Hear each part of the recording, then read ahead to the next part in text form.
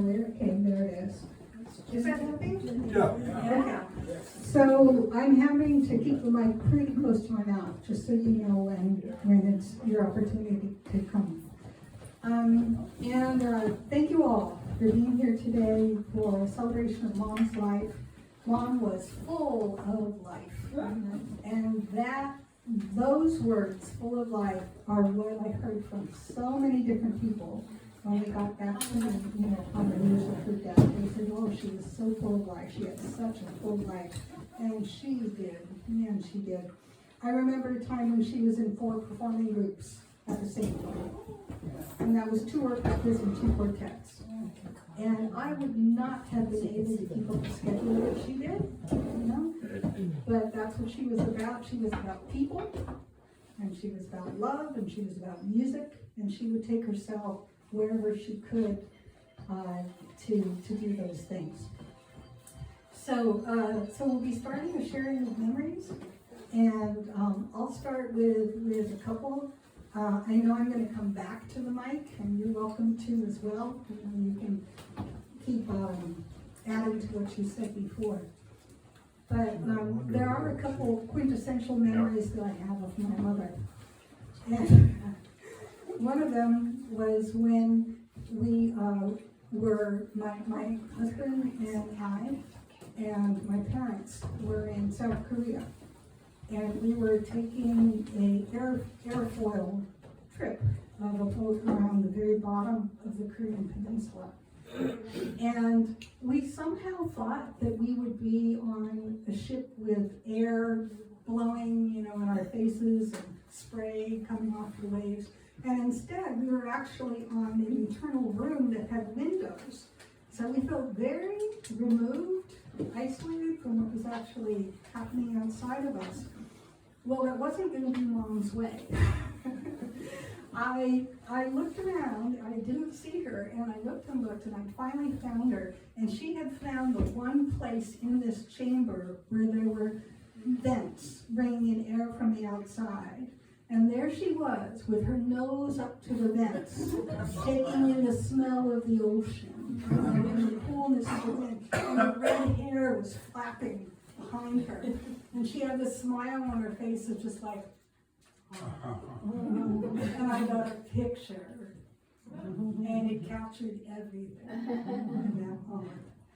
And that was a moment for me somehow of how much she would be in life, how much she was in life. Another favorite memory, these are not huge ones, but they mean a lot to me. Another was when we were traveling together, and we were in France.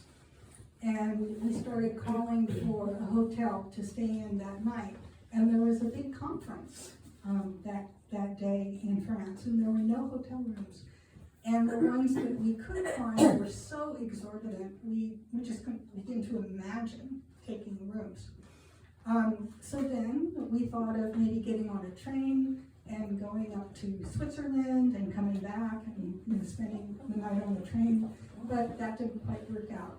So then I said to Mom, we may have to sleep on the floor in the bus station. And she said, oh, really?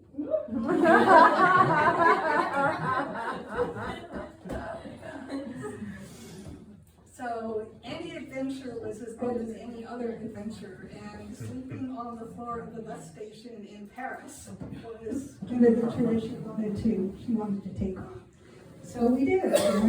She slept as well as you might consider, with your head, resting on a rolled up Irish sweater and another piece of clothing folded over you. But she was a real trooper. Being a trooper brings up a third memory, and I'll say this one and then I'll pass this on to someone else. You may know already that my mother and father met on a Sierra Club Singles hiking trip. And my father was a trip leader of the Sierra Singles. And he was kind of a tall, thin, good-looking, slightly overconfident guy.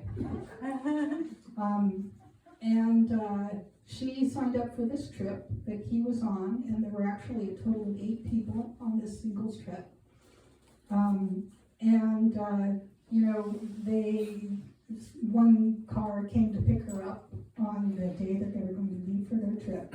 And this car showed up, and there were two men sitting in the car and a woman. And she just sort of looked over and said, "Oh, well, it's a Sierra Singles Club trip, but there's no prospects here." So she saw my father, and she immediately decided, no, it's not going to work. But they were hiking in the Olympic Mountains in Washington State.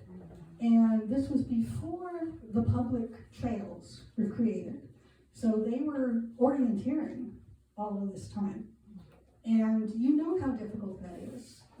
You can come over any kind of conditions on the mountainsides, and you have no choice. You either go over them or you go around them. And you can be walking over shale, you can be doing whatever. So it was a difficult trip. And they were proceeding slower than they expected. And one night, they weren't able to get to the drop station where they would pick up the next installment of food. So what did they have in their backpacks? They had some like cherry jello or strawberry jello, and they had some biscuit mix. And so Mom said, "Okay, fine, we'll make pink biscuits for dinner." And so there are pictures of her making pink biscuits over a campfire.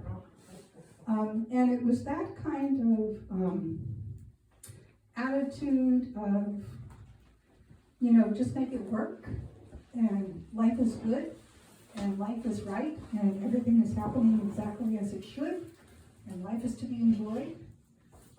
It was that kind of spunkiness that attracted her to my father. And so coming back from the trip, they actually began to date and married not too long after, you know. And on that singles trip, it's sort of famous that there were 8 people and there were 2 couples that got married. Wow. Yeah. And the first couple eventually divorced, but nonetheless, 50% success rate. So I'll give up the microphone, and is there anybody who would like to be next? Sure. Okay. So this is Kurt. You can introduce yourselves. Yeah, I'm not using my phone. Hi, I'm Kurt. I am the grandson, or a grandson. A grandson. If anybody knows Donna, she passed about 20 years ago. That was my mother. That was the mother of the other 2 over there as well. So I don't know. When I think of my grandmother, I always think of big smiles, lots of warmth, lots of laughs, and you know, usually you go for a ride of stories, you know, a roller coaster of stories that she has. It was always interesting. Almost every time when I was younger that I did visit with her, or she visited with us, I always felt like I learned something new, you know, every time. And so every time. It took me a long time to realize that she knew just about every word in the dictionary. And I found out why years later. She used to read the dictionary as a kid. Just read it for fun. So crosswords or anything like that, or sorry, not crosswords, Scrabble. Yeah, oh my goodness, don't play her in Scrabble. The word search, or the ones on the paper, you know, but she mastered those. Those were just, you know, she needed something far more advanced than that. You know, she was a lovely, sprightly person. You know, I'm sure everybody knows that, but she was very family oriented. If you didn't know that, she loved family. Family seemed to be, no, that was her life. I saw her growing up probably at least a few times a year, and she would either come visit, or she would take us to the cabin that we had in Tahoe, or between me and my older brother, she would take us individually on ski trips. And one of my best memories of, well, when I always think of her, I always think about my almost death experience. It's not as bad as it sounds. So she was teaching me how to ski, and I had graduated from the bunny slopes, but I still couldn't get the the pie or the pizza down. I still just couldn't get it. Every time I tried, my feet would just do this, or I'd catch an edge, and it just wasn't working. Well, I finally decided to go on one of the big hills, but I didn't think about where I would end up. And so I was coming down, and it just so happens that this big hill right next to the bunny slope fed right into the right at the bottom. It fed into the frozen lake. Yeah, so which would be fine if you knew how to stop. But here I am. I'm coming down the edge, and Grandma's at the bottom of the hill. She had made it down already, So I'm flying down the hill, and I'm doing fine, except for the part where you need to slow down. And so I'm seeing it comes down and flattens out, and then it goes right across, maybe 20 feet from the bottom of the hill is a berm, and then you go flying right into a frozen lake. And so I was almost down there, and I'm trying to do something, and all I hear is pie. I'm like, what is she yelling? And I'm like, oh yeah. And I don't know what happened, but she was yelling it, and I got it perfectly, and I started slowing down, and I got like right to the berm that goes over, and then it was a very scary experience, but after that I had no problem doing the pie anymore.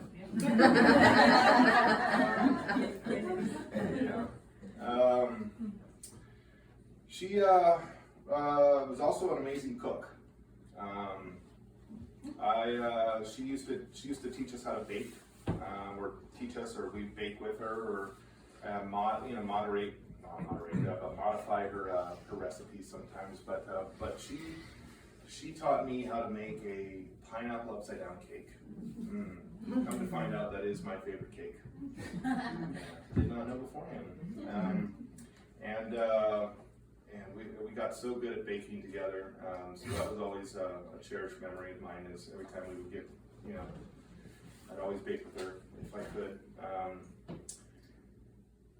She also was fun. She did some interesting things. I got a picture. I wish I would have printed it out, but so she took. So when I was younger, I kind of was, I don't know, I guess a wannabe gangster, sure, whatever.